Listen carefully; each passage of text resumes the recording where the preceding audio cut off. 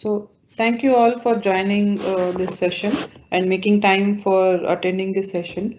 So as you all are aware, we are doing a refresher module training in this session. We will be covering annexure and checkpoint module features in current webinar session. So you would be thinking that when we would have annexure to be used and when the general checkpoints to be used. So let me first take you to the Audit 360 system and explain you how and when the annexures are being used, how we can configure each of the checkpoints when we are using the manage checkpoints. So let me just go to Audit 360 application. I hope you all can see the Audit 360 application and I'm logging in as a user.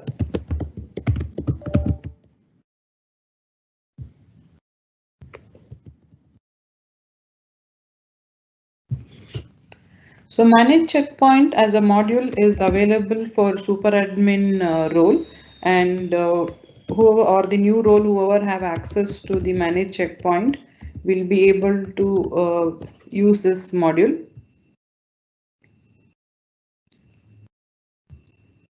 So if you see, I'm in the super admin module and the checkpoint is the first, this actually the second module in the listing screen. So first is a dashboard view which will be seen. So when you come to a checkpoint module, we have to click on manage checkpoints.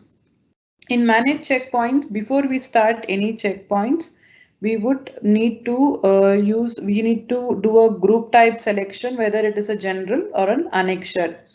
And we have one more group type called as exceptional group, which is a premium feature. This will be provided to the user who have opted for exceptional group. So in today's session, let us cover general and annexure group.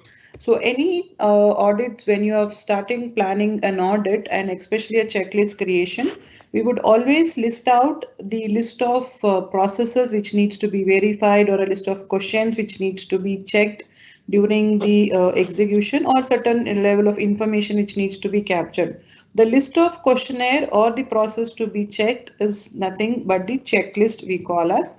When we do a checklist configuration, before even we start with the checklist configuration, we would need to analyze our current checkpoints to see to accommodate what configuration this would fit in actually.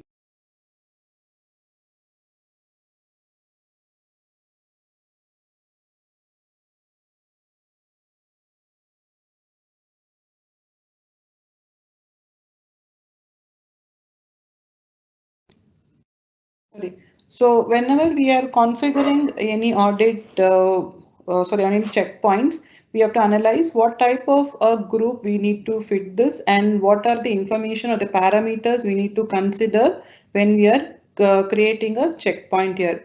So in group type, if you see, we have two different group type, which is general and annexure. General group is opted when we have set of checkpoints which needs to be verified at one question wise or when you ask on any execution you do on a general mode of discussion or a verification we do. But in annexure, whenever there is a set of questions or a points to be verified, which needs to be validated or verified at a different sample level.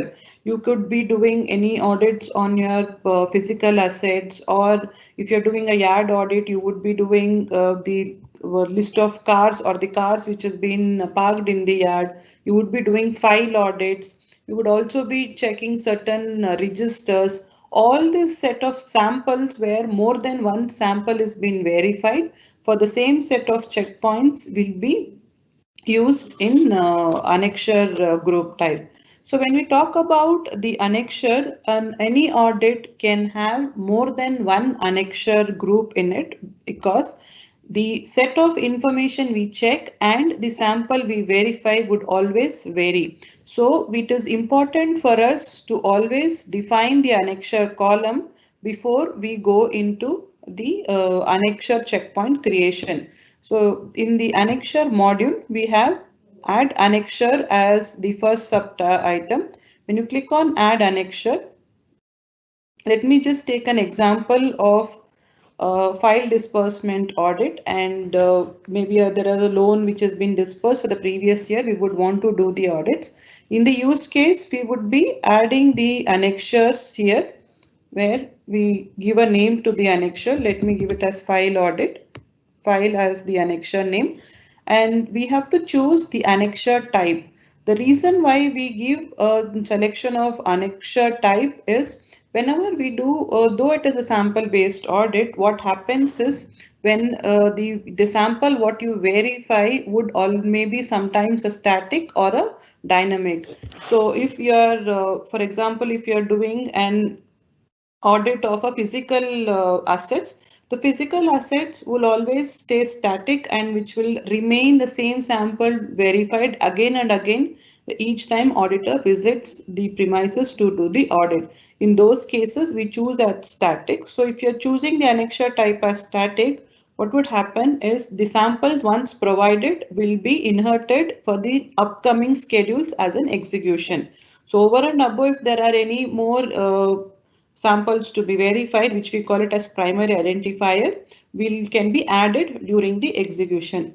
The other annexure type we have is dynamic. In dynamic annexure type, what would happen is the sample what we need to verify, an auditor has to verify, will get varied from one audit to another audit. So for example, if I am doing a file audit, which I am doing in the month of December, and I want to review the files which were audited in the month, which were dispersed in the month of November, all the November dispersed audit becomes my samples to be verified as a dynamic. But when I visit the same branch for the next visit, which in the month of January when I'm visiting, I would be verifying the list of loan dispersed in the December month.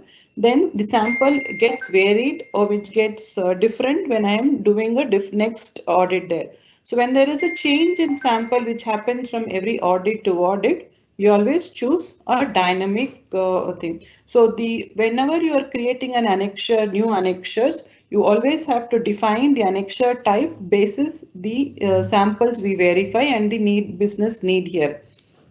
Now let us start adding the configure of the column.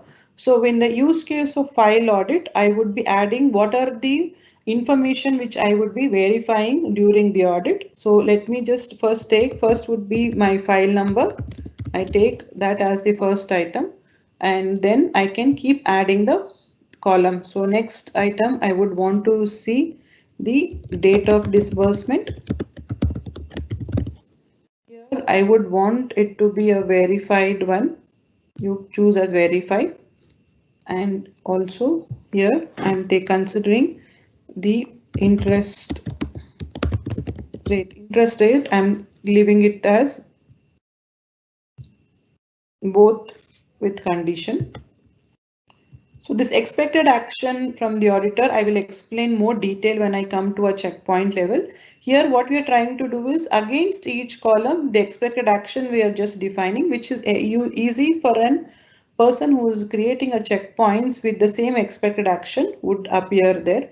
Now when we have added 3 columns, what would we do is we need to identify which out of this column is the primary identifier, which we call it as the terminology in Audit 360, or ideally we would need to know from what basis the execution, the identification would be done on the sample. So in the file audit scenario, file number becomes the identification. So if an auditor wants to pull out any file or anything, he will refer the file number. Using that file number only, he will start executing the audit. So I would define the file number as the primary identifier. So if you see, the primary identifier has been chosen at the first column. So if your file number is the appropriate one, we retain it. If it is a different column to be selected, you can choose from the drop down. Now there is something called as configure reason. So here what we are trying to define is especially when you are doing a sample audit, it is not sure that all 100% of the sample would be available for verification. Certain times some of the sample would be missing, or it would already been crossed to a different process where we would have not got for a verification. So if there are any such sample which or the primary identifier which is not been expected to be audited, those reason for not auditing or not found cases can be defined here. So auditor need not keep typing the information on the not found of cases. On whatever the possibility cases, we can define the not found. So it would be one of the case would be missing. Then I would give another scenario as, sorry. So let me just go to the same audit annexure and can go back and edit it as well. So I'm adding one more reason for not found is closed account. It can be a closed account, that's why I'm not auditing it, or it would have gone to auction. I'm just giving a hypothetical here. So now we have created a columns, annexure columns. Now let's see how we can configure checkpoints to this. So when I come to manage checkpoint, first let me just show you how a general group can be created.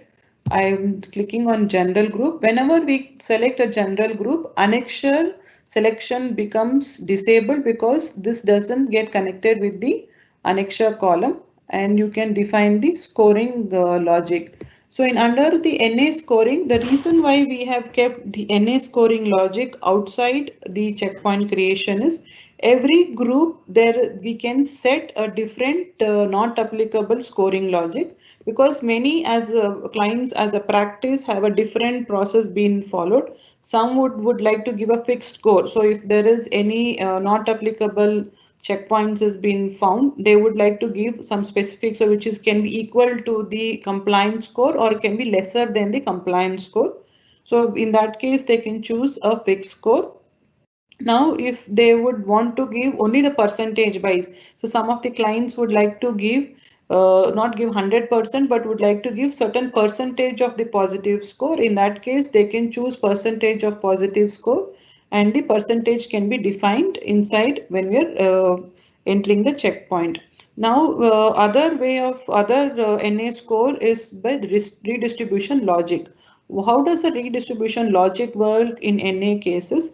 If in case you have chosen redistribution logic in the group type level, so what would happen is if any checkpoint has an NA as a compliance been identified, then the score of that particular checkpoint gets distributed within the other checkpoints within the same group.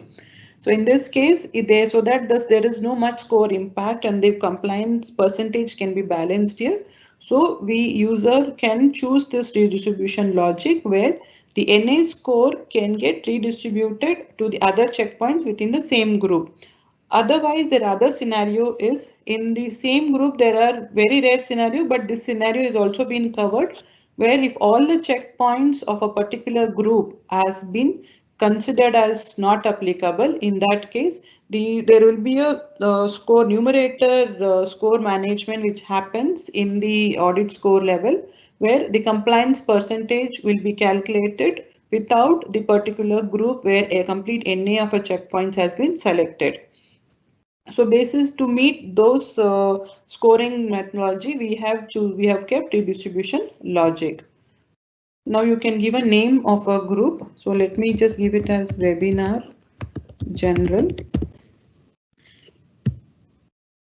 Whatever the group you select, you can see the name listed in the below table. Now I'll create an annexure group. So whenever you see when we have selected an annexure group, the already annexure files which is columns which has been defined will be listed.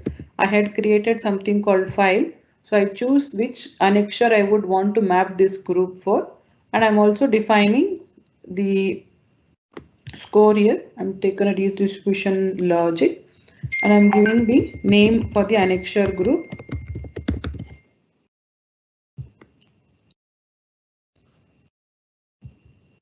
So now I'm going inside where first let me show how the general checkpoint would look. I'm clicking on add checkpoint. So this is a screen where the checkpoint can be configured. if you could see in the general checkpoint, you have parameters like group, checkpoint intent, description, and expected action and all. And I would like to show you a difference when you choose an annexure column. So I'm just canceling this and I'm clicking on add checkpoint for an annexure column. So here there is an additional, the layout or the information what we capture in the checkpoint configuration is more or less similar, except for the column of annexure column being shown additionally. So what would happen here is, because we are creating an annexure and each of the information which has to pass to a system is being linked to a column, it is important that every checkpoint gets mapped to the annexure column. If in case of general, the selection of annexure column will not be applicable. So let me now show how a checkpoint configuration can be done. So all the checkpoints, when you're creating the default, it would be on a active mode, so that the whatever checkpoints you add will be saved automatically. Then the group name is auto-filled. Next you have is the intent of the file, what you would want to check here. So first let me take the date of disbursement to be checked. So I give a intent as disbursement date. So intent is nothing but you just give a very short name or an actual intent of the checkpoint which you are trying to check. So you are in this process, we are trying to check the disbursement date. So I'm giving the intent as disbursement date. Now you have to fill the description. In description, you may have to define what exact check is what we have to do. So an auditor for an auditor, you may have to define the what is the check he need to do here. So now let me just tell check if the disbursement date matching. So there is a file, physical file which gets verified. I have put a checkpoint which says please check if the disbursement date is matching. So we have put an intent as disbursement date. I'm giving a description as check if the disbursement date is matching. Now, we had defined the certain expected action in the annexure column configuration. So basis that the expected action is appearing on the screen. So let me first explain what is expected action from auditor. So any checkpoint you define, you would be expecting a specific action from an auditor, a certain information to be captured. If we allow the auditor to keep it open and do not define the expected action, then we will not be able to put any validation in the data which gets captured during the execution. So during the checkpoint itself, we do a mapping of the expected action. So what are the different type of expected action from auditors are? One is verify. Verify is to define whether the whatever the description we have set has been followed or not, which will have yes, no, partial and NA as the configuration. Then we have something called input. Input is a action where we can expect that auditor will capture some of the information during his execution. So if in case this checkpoint bill was to mention that capture the disbursement date. So when I have mentioned the description as capture disbursement date, I may not expect the auditor to fill as yes, no or anything, or I may not allow him to capture some other information. So when it is a date information to be captured, I can even define what input has to be captured. So here you can choose whether you would, because it's a date, I can choose a date, but similarly you can even have a number as a selection. You can have text and number. You can also have date range. So like in case of an agreement as the example, you can mention what is the validity period. So in that place, you can have a date range where from and to can be selected. You can even have values where you can just enter the required the value information, and then uh, you can even match the required information values and give us a drop down.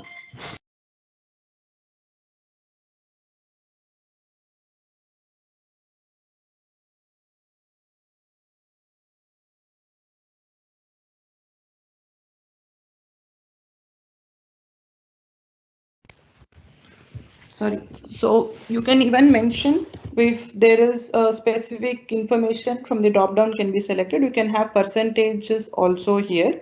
So what would happen by defining such information is the required information or the requirement data format in which the information is expected can be captured easily by defining this data type. Otherwise, what would happen if I would have given as a disbursement date to be captured and I don't mention what data type it has to be, then we would not have a control whether an auditor is sharing a date only or is just sharing some other information. We can't even have a proper date format set there because we would not know how an auditor would feel. Someone would write today's date as 22nd December 2020. Someone would write 22/12/20. Someone would write it in a different way.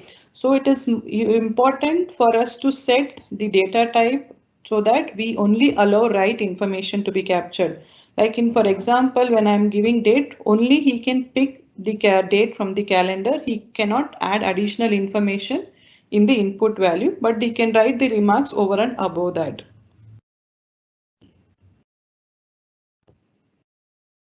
Then we have next expected action is both. So what would happen in the both expected action is we will have will allow the user to have both the facility where we can even choose the compliance as well as also capture the input. So choosing on compliance and adding an input becomes mandatory for an auditor while he's executing the audit. Santosh, is there any questions to be taken up? No, Raman, no. There was only one question about availability of webinar details on that is already covered. Okay, thank you. So I'm moving ahead. Next expected action is both with condition. So you'd be thinking that we already have both, why we need both with condition. So what would happen is certain times the input of the capturing the input becomes mandatory when depending on the compliance or depending on a particular action. So if I feel the process is being followed, I don't need any information. But if there is a lapse, only on the lapse cases I would want someone to give us the information. Or another example I can set is you would ask whether the agreement is valid and do capture if it is due for renewal. Only if it is due for renewal, you would need the information to be captured. Or if you are asking if it is expired, let us know the expiry date. Only if it is expired, you would need the information to be captured. So basis the condition wise, you can choose the condition here. So every you can have the input provided for every compliance against every compliance, and every compliance can have a different data type as well. So I can choose number here, I can have date. So I basis the compliance been opted, the input would be invoked for an auditor for the selection. So in this case, I'm retaining it as verify. Then we have something called as positive conformity. The positive conformity would default be on yes, and we allow this can be changed to no. This is purely a configuration item where user can decide basis the checkpoints they're defining there. So positive conformity means the whatever the description we have mentioned, if we click it as yes as a compliance, then we consider that as a positive conformity. If in case we choose the positive conformity no, then the response or the compliance chosen as no becomes a positive conformity. So basis the checkpoints we are defining, we can even choose the positive conformity. The reason why we have given this flexibility to change the positive conformity between the yes or no is we do not want any of the client or the our users to change their existing checkpoints or the way they are doing the audits to be modified. We are allowing them to do a more flexible and a configurable feature level optation in the system. So basis their checkpoint, they can always choose the positive conformity. Now let me cover the compliance score here. So every checkpoint can be given a score, and this score is mandatory when you choose verify, both and both with condition. For input, we will not be giving any scores here because you're only capturing the information. So when I'm in verify, I can give whatever the score as per my this thing checkpoint configured. I give the score as 5, it is complied. If the positive conformity is yes, as we consider that if it is yes, a self-explanatory. So disposition here is not mandatory. It is mandatory only for no, partial and NA. So over and above, if you still want to add a disposition, you can add the disposition here. Otherwise, I'm giving no, no becomes 0, and I can give a disposition. So giving disposition is mandatory here. So I mentioned that disbursement it is not matching, or one more possibility, whatever the possibility we have in the as an issue can be defined here. So we can define up to 12 disposition at every checkpoint for every compliance. For now, I have added 2 dispositions at no. Now, if you see, we have partial and NA, which is ideally a configurable one. You can retain if you would want to have a partial or an NA for this checkpoint. So in the current scenario of the use case which I'm looking at for a checkpoint where disbursement date is matching. So here the possibility of partial is very less, where I cannot expect any partial information to be available. So I can just unclick this selection as partial. So partial becomes will not be added to this checkpoint. So during execution, auditor gets only yes, no, and NA. If you would want to even remove NA, you can even unclick it, or you can choose here. So if it is an NA, you can mention the required disposition, similarly like how we have given to the no. So in this scenario where disbursement date we are checking, both partial and NA, I am keeping it out. Then we have is the risk level. So each checkpoint can be defined, can define the risk level. So you with out of the 4 risk level we have defined, we can keep high, medium, low, or zero tolerance. So zero tolerance is higher than the high. So it is like critical issue. So we are considering the zero tolerance. Then otherwise is high, medium, and low. You can just mention this in the whichever risk you would want to map.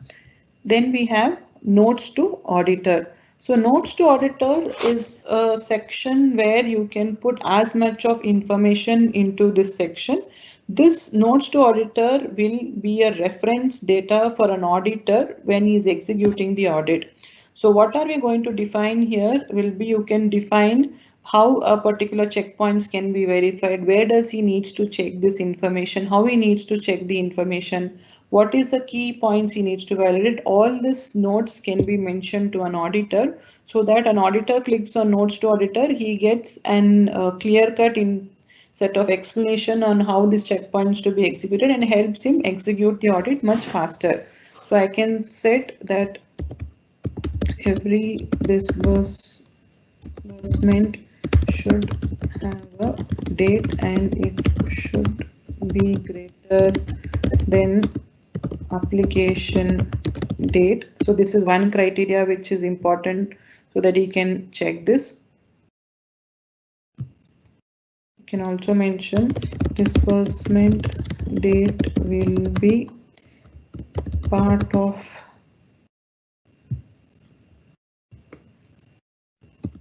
receipt.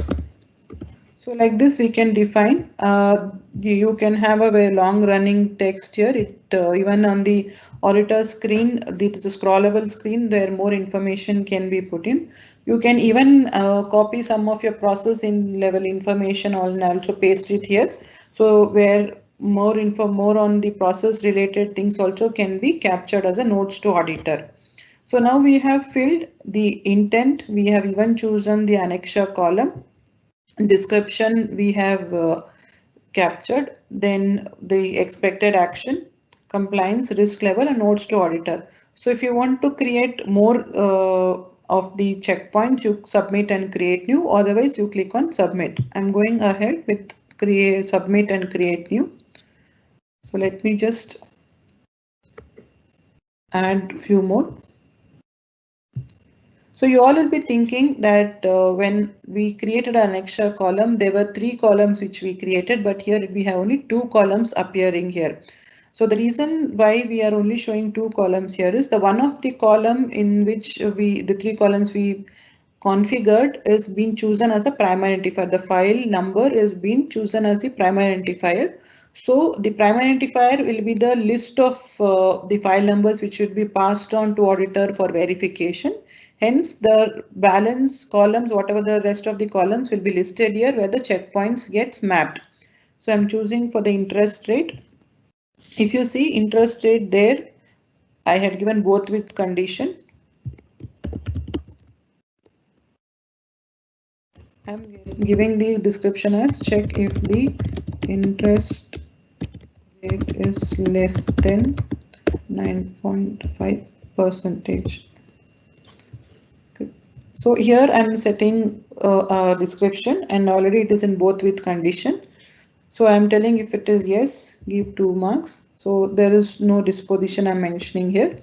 So if it is no, if it is less than what we have expected, then I'm giving 0. You can give a disposition to this.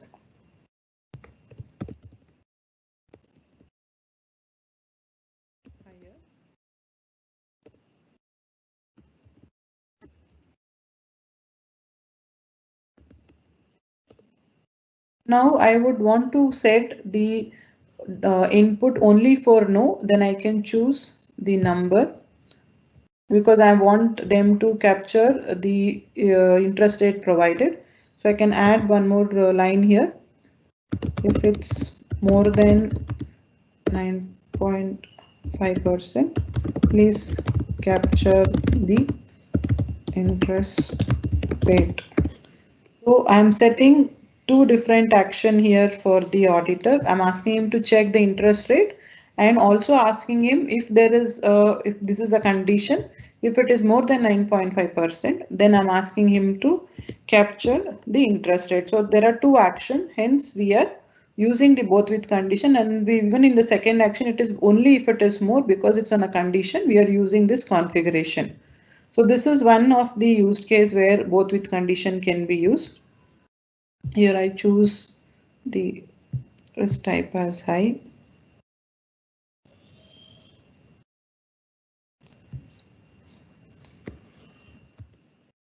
Just telling check for the interest rate applied during disbursement. So I'm done. I just click on submit.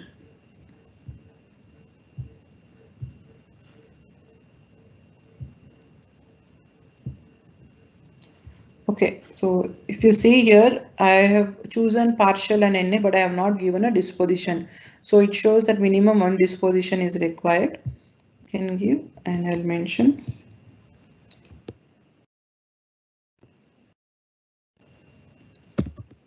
Interest, right? I can give a disposition.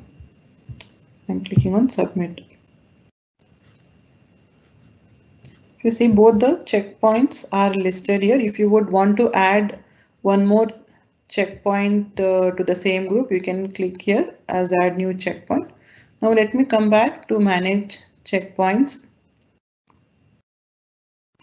So if you see, we have added 2 checkpoints. The number of checkpoints we have added against a group will be shown here under the manage checkpoints.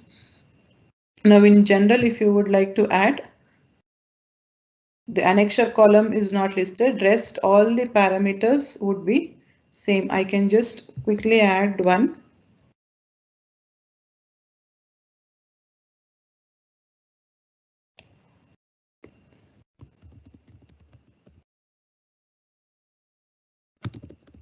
Just giving input only here.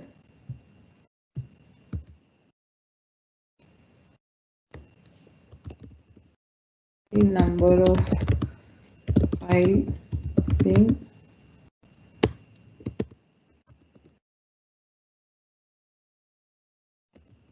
Here I am not asking for any verification, but I'm asking for a certain information to be captured. I'm choosing an input and allowing the data type to be a number. So if in case you would want to give the values with a certain level, it has to be there. I can even give a value where the minimum number of, so I can mention a range of 1 to 10, then 11 to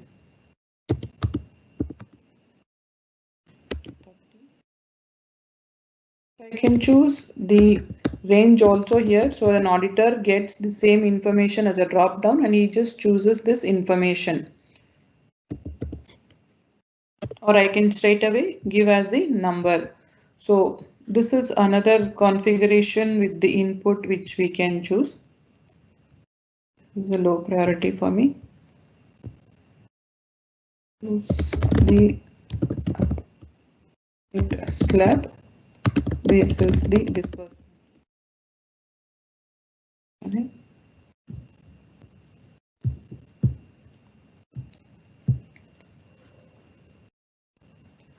If I come back, checkpoints would be defined here. You could also see the timestamp when the check group was created and what is a group type. There will be a group type identification which will be shown here. Then if you would want to edit, you can always go inside, and if you would want to choose another annexure, all you can do it. The scoring logic once defined cannot be changed. You can change the name or some modification to the name. All the minor changes can be allowed here. Now, if you would want to edit any checkpoints, now let me go to the webinar here, general group. I am going inside a particular checkpoint. I would want to edit the checkpoint here. I would want to make this, delete this and add it to a slab of 11 to 20, then again 21 to 30. So you can do any edit. You can even change this to a verify or an input, and you can just click on the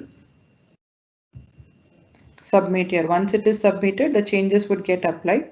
This submit button will appear only when the particular checkpoint is not yet added to a particular configuration of the audit, or when if it has been added to a configure audit, and if the new audits are being scheduled or not in progress status, then the submit button would be appear. Otherwise, once the checkpoint is mapped to a configure audit and the said configure audit is in not started or in progress execution status, then the submit button will not be appeared.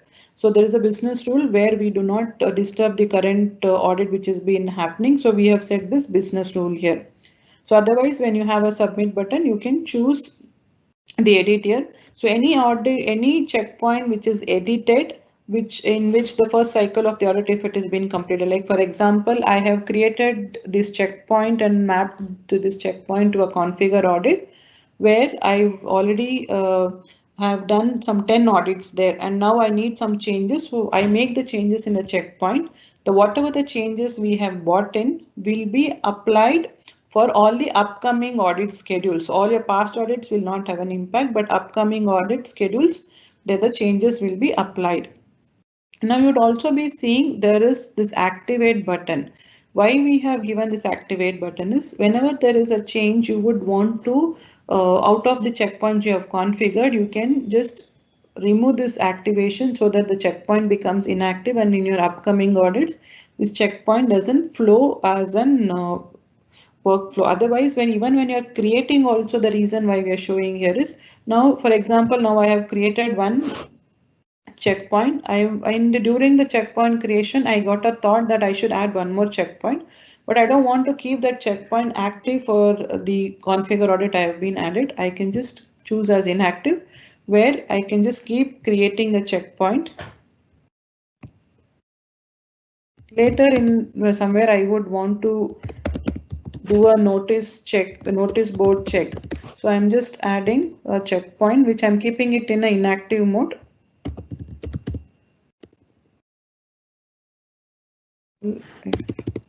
Notice is maintained.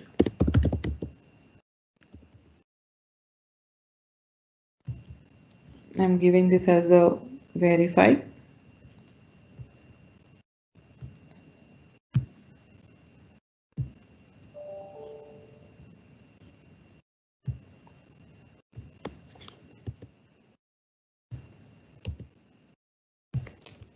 Notice board displayed.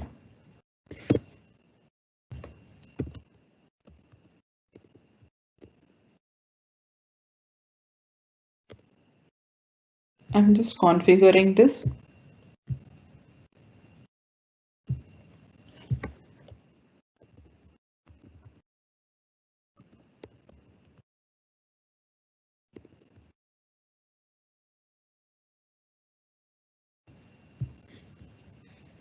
I submit.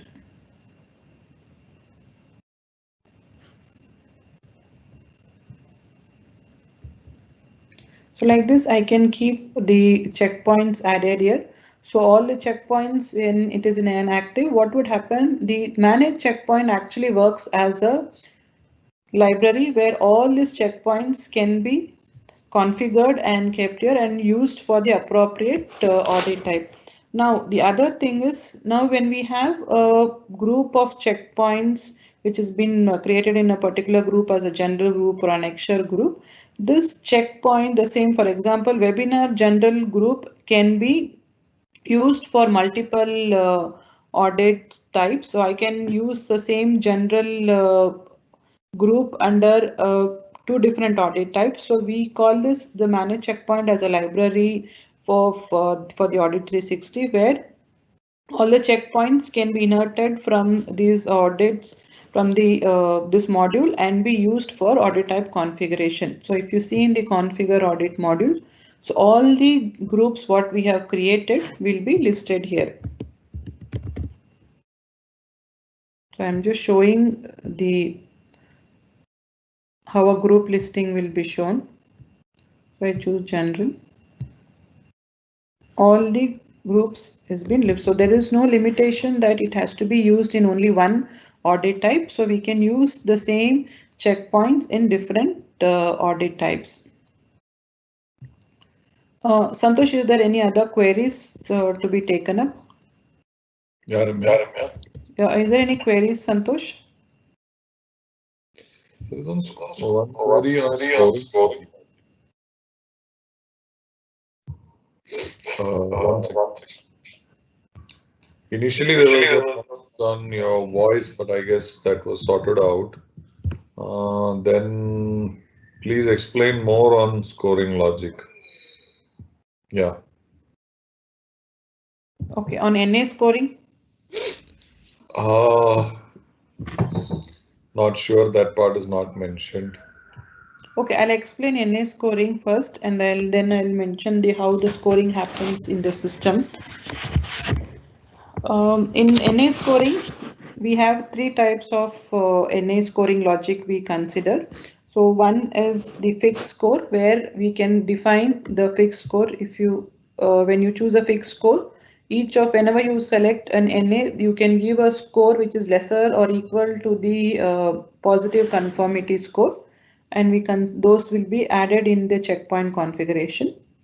You can even next NA scoring logic we have is a percentage of positive.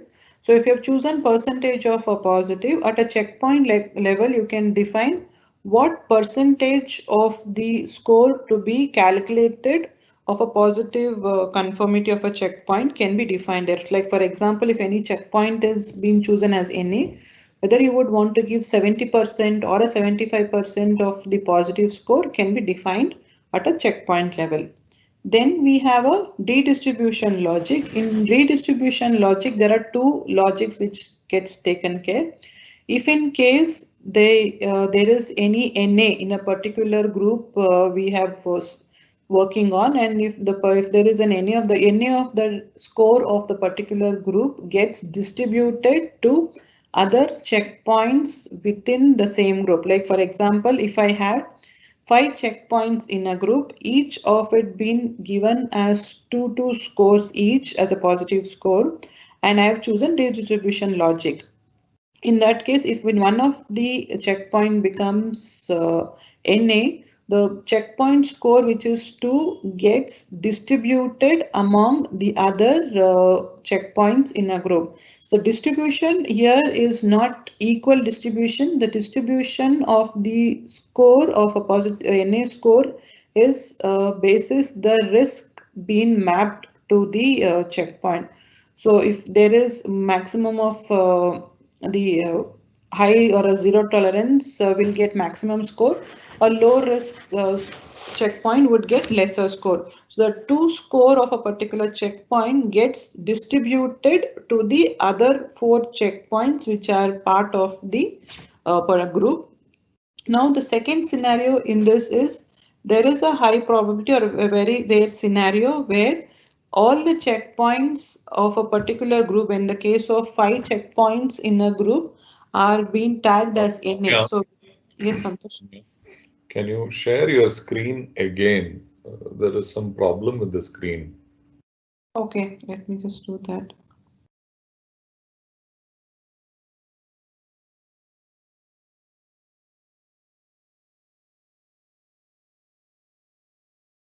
Can you see the screen now? Yeah, now it is better. Yeah. So the second logic we cover in the redistribution logic for NA scoring is if in a group, when we give an example of 5 checkpoints, if all the checkpoints are being tagged as NA and where we do not have any checkpoint where the NA score can be shared on or distributed on, in that case, the checkpoint, the particular group score would not be considered for the calculation where we do percentage wise calculation. We do a change to the numerator and do calculate the compliance score. So this is one of the scoring logic which gets captured. Then otherwise in the checkpoint level, if we have chosen partial, so when we have partial as a compliance, here we are not defining any score. If you see, we are not defining any score.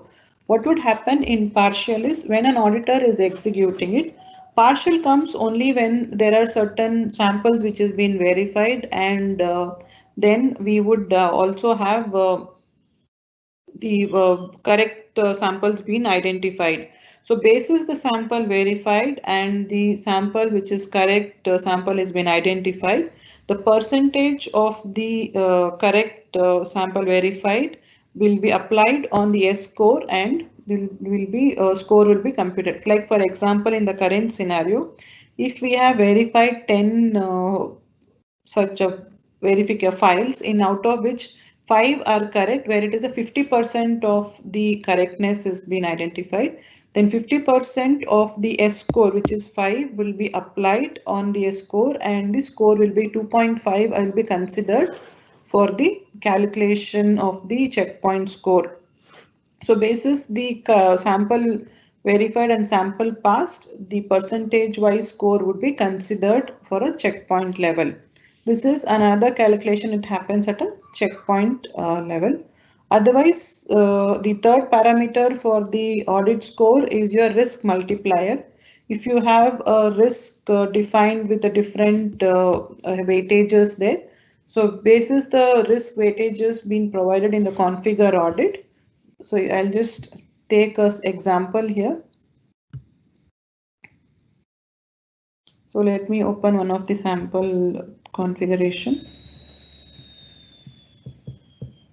So if you see risk scoring, we would have defined different values at a different risk level. So whatever the number being defined at a risk level, it would do, there will be a multiplication which happens at a respective checkpoint. So if 2 is being given for a medium, so then 2 gets multiplied with the number of checkpoints which has been tagged as medium and considered for the total score. So even in the total score, you can even choose whether you would want to go with a percentage by slab, Percentage by slab will consider basis the compliance percentage, basis it look for a actual audit score versus the achieved score, and the percentage would get calculated. Otherwise, you can choose actual score slab. In actual score slab, basis the total score which has been defined, you can even set the outcome of the audit. So when there is a redistribution group, even a single redistribution NA score logic group is been added, for default there will be a percentage based slab will be applied to a configure audit. So this is on the scoring part we have considered in Audit 360. Santosh, any other question?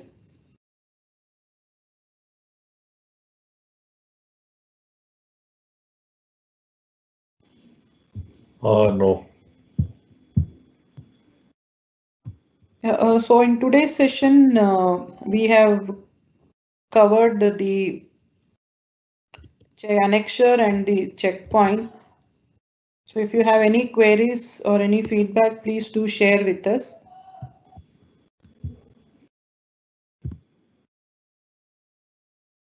You can share all your queries on the Q&A section.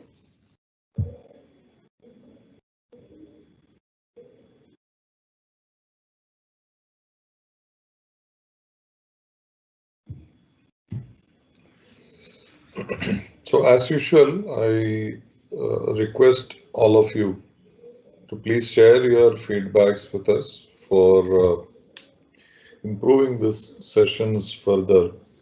Also, any preferred module that you would like to see, you may suggest that as well.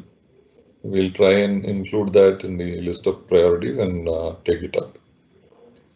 Thanks a lot for taking time out and joining us on this webinar. Look forward to see you in the upcoming webinars as well. Santosh, one point I would like to add here. I think there was something on the training video access to the YouTube. That's shared already. Yeah, last couple of I think 2 or 3 sessions we have not updated yet in the YouTube. So we regret the inconvenience caused. We had some technical challenge in the Teams. So we will be shortly updating that, and we'll notify all the users when we have updated the past 2 sessions as well. Yeah. So please look forward for a mail from support.audit360.in. You may want to whitelist that ID because that's the ID from which you get all the responses to your queries as well. So that's the ID from which we send out the invites for the webinar, as well as once the videos are uploaded, we send you an email as well. Alternatively, the easiest way to get this, an automated way to do this, is to go and subscribe to our YouTube channel. You can like and subscribe the channel and enable the bell icon, which will give you an automated notification as and when there is a video that's uploaded over there. Thank you. Look forward to seeing you in the upcoming webinars. See you. Thank you all.